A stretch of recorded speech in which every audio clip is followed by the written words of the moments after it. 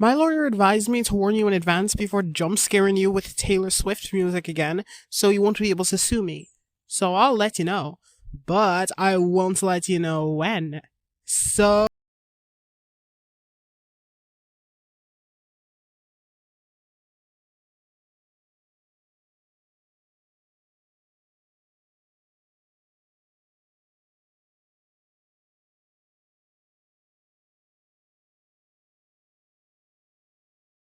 character, and Mother Flea looking for a host for her thousands of babies. It's not the most original idea, but it is cool and effective. Unfortunately, similarly to Otis, her gameplay is so much worse than her character. I like Eve fundamentally, but there's just something about her that makes her gameplay severely clunky and unfun. And when I say something about her, I mean her main attack, miserable unload, and a wonky pattern. I personally find Eve ridiculously fun, but I'm in a minority, undoubtedly. I feel like from the very beginning, they just made this attack so abominable to balance out everything else. And that's fair and all, but it has not stood the test of time. And now she's in a permanent state of mediocrity. Or should I say below mediocrity. So today, due to popular demand, I'm going to finally implement one of my signature reworks onto Eve. And who knows, maybe the bouncing team will see my concepts. But who cares about them? What matters is what you, the viewers, think. So, if you like this video, show it by literally liking the video and comment on what brawler you'd like me to touch upon next.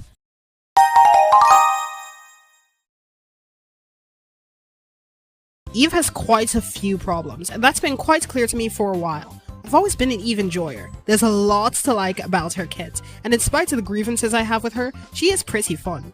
Eve's use rates are decent. She's not rock bottom like Cheong, but it's not high either, like Mandy or Chester.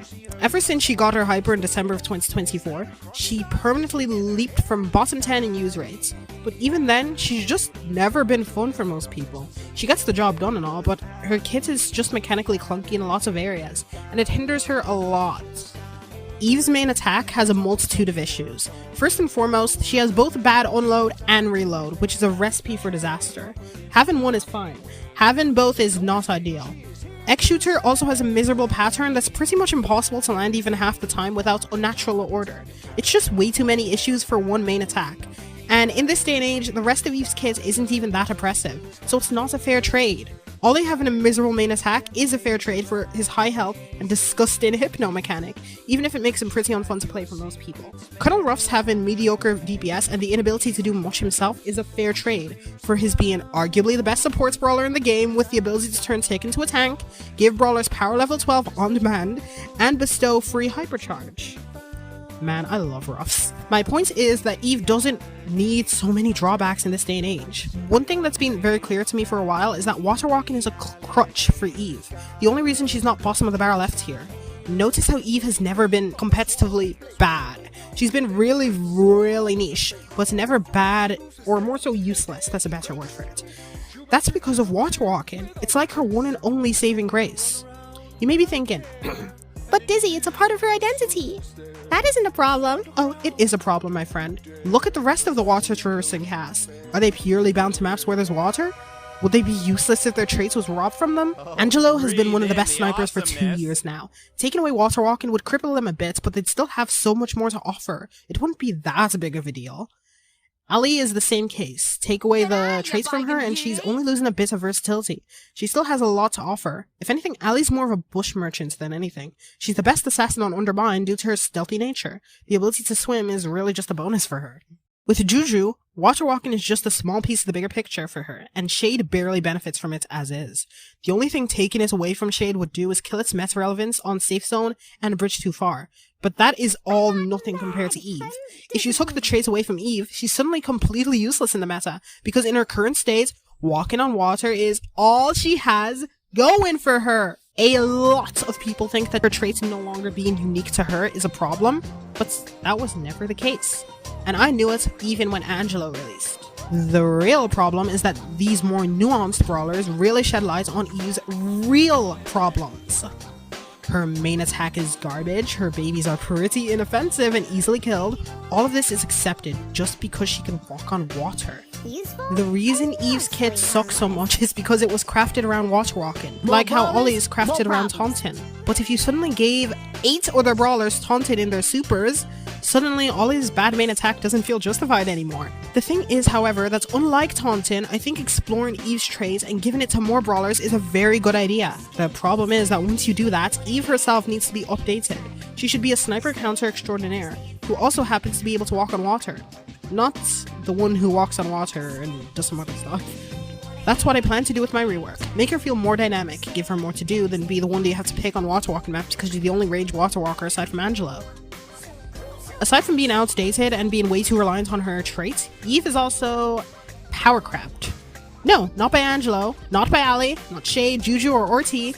They stole her traits, but they didn't power creep her. Nadia did. Now, Eve was already pretty below average before Nadia released, but she was the final nail in her really small coffin. Think about it. Eve is an anti-sniper who does poison damage in her babies and has decaying pets. Nadia is the exact same thing, except way better. She's not just an anti-sniper, but a pseudo-sniper anti-sniper. Like how Primo is an internalized anti-tank, or how Mina is an internalized anti-aggro. She does poison damage, but way more consistently, and she has decaying pets. Their supers is where the power creep becomes really clear. Eve has to place her pod in a safe place where the enemies can't kill it, and even if her babies do get to hatch, they have to travel all the way to the enemies. With their decaying health and mediocre AoE, they're minor inconvenience at worst. What makes things worse is that Eve's big egg is really easy to destroy. I mean, look at this! Angela one-shots my unborn children on 3 separate occasions! Well, 2 shots in this case. Eve should really take Angelo's course for that. Compare this to Nadia. She gets to throw her snakes directly in your face, but wait, there's more. They also have ridiculous AoE, 33% more poison damage per pet, not even mentioning landed poison damage, and unlike Eve's babies, it's pretty much impossible to not get damaged by them. So, do you see the problem? I'm a person who doesn't like to throw power creep allegations around willy-nilly, but this is absolutely power creep. Now, does this mean I should make Eve's babies unstoppable freaks of nature? No. No, that's not how it works. At the end of the day, Nadia has power creep in Eve, but Eve is still being saved by her traits. No matter how badly the team screws her over, she always has her niche with her traits. The problem is that she can't be fully reliant on that, and that's why with my rework, I'm going to make Eve feel more dynamic and less reliant on her singular traits. Let's get to it!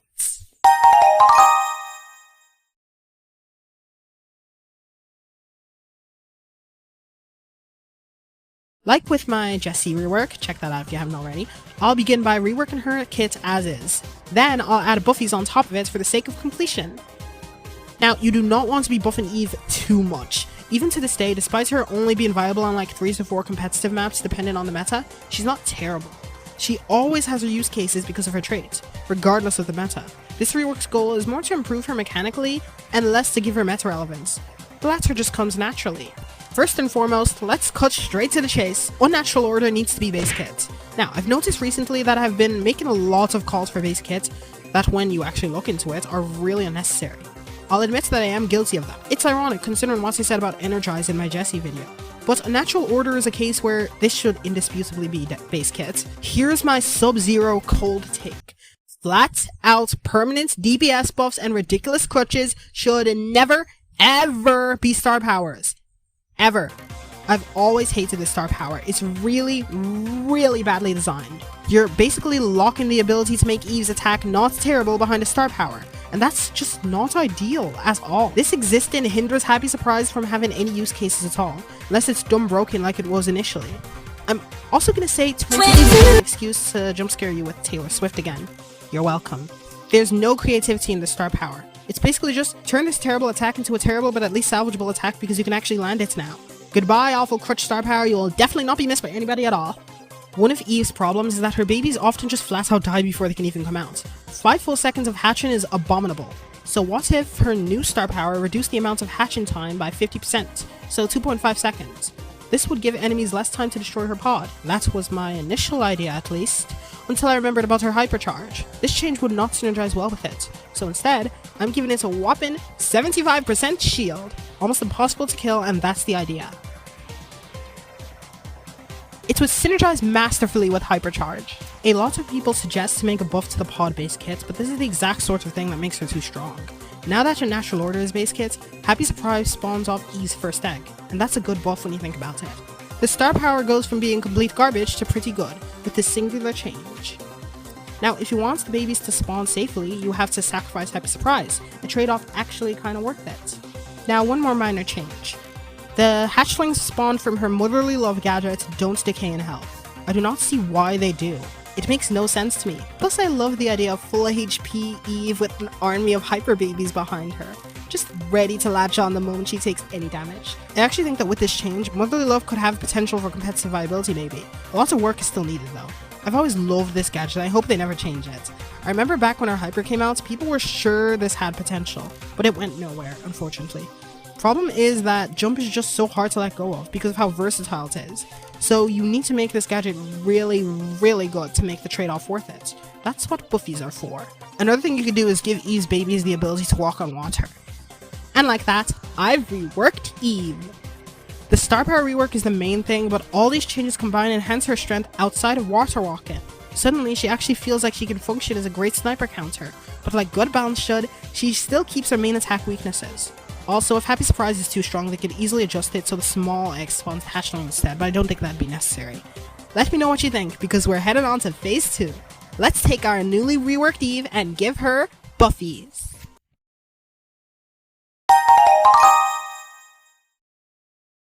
Now, Buffies have the potential to do with Eve what they kinda did with Leon, as he managed to reclaim his crown of complexity, to an extent at least. We can do the same with Eve too, with using Buffies to make her kit more dynamic, because let's be real, she does not deserve the title of Mythic in this day and age. Now, like always, don't judge numbers. If something is too powerful, it can be realistically nerfed to reasonability. Try to hone in on mechanical issues when it comes to my Buffy concept. Anyway, without further ado, let's begin! First and foremost, her two special gears are getting removed and she's getting an 8% reload buff for compensation. Unfortunately, an overall nerf to her DPS, but it is what it is. Her mythic gear will not become base kit. I'll save it for Star Buffy. I'm sorry, but that's business. Besides, this is definitely what Supercell themselves are gonna do. It's not like losing one hatchling will ruin Eve or anything. It's worth noting that mythic gear isn't even viable on Eve anymore, since reload and shield are pretty much essential on her in this day and age.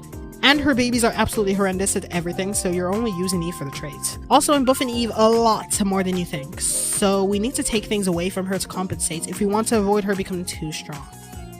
With Guts Go, I'm gonna avoid giving it a very good effect, since it's already the better gadget by a long shot, but at the same time, I want to make this creative.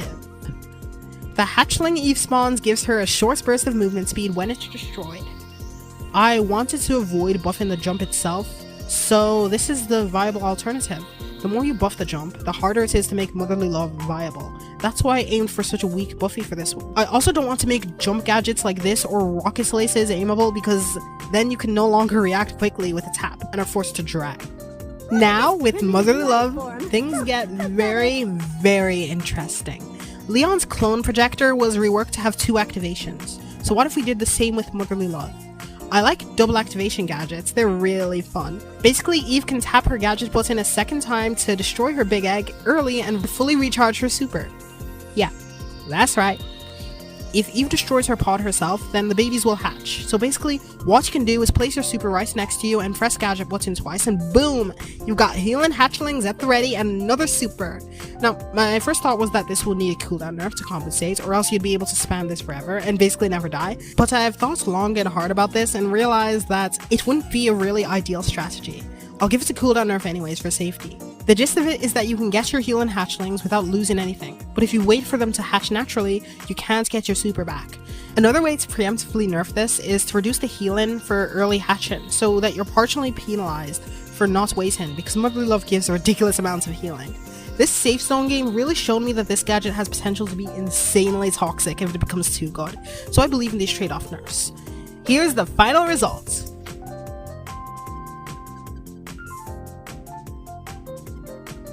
Let me know what you think about this Buffy idea specifically down in the comments below, because it's definitely quite the outlandish choice, but I think it has potential.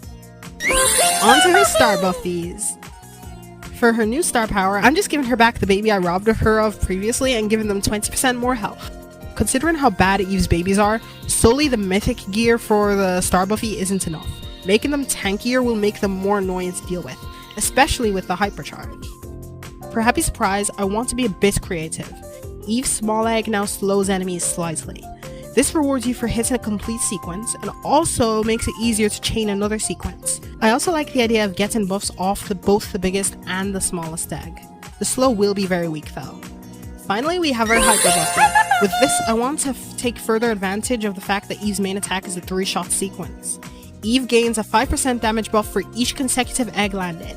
This is an eternal sequence that doesn't end until Eve's hypercharge ends. Now in practice, this is weird and confusing since Eve's eggs all have different damage, but all that means is that these buffs will scale depending on egg. It's cool and confusing. Take a look at this. Due to Eve's slow reload, the maximum amount of shots you can unload during Hyper is 5, so the maximum possible damage from each egg is as follows. On top of this, landing a full sequence will grant Eve a permanent projectile speed buff. Yeah, that's a lot of buffs. I wish Hyper Buffies lead more into being more skill rewarded, and so that's what I'm aiming for here. And there you have it. My take on how I'd rework Eve. Remember to keep this in your back pocket. Numbers can be adjusted. What I need feedback on is mechanics.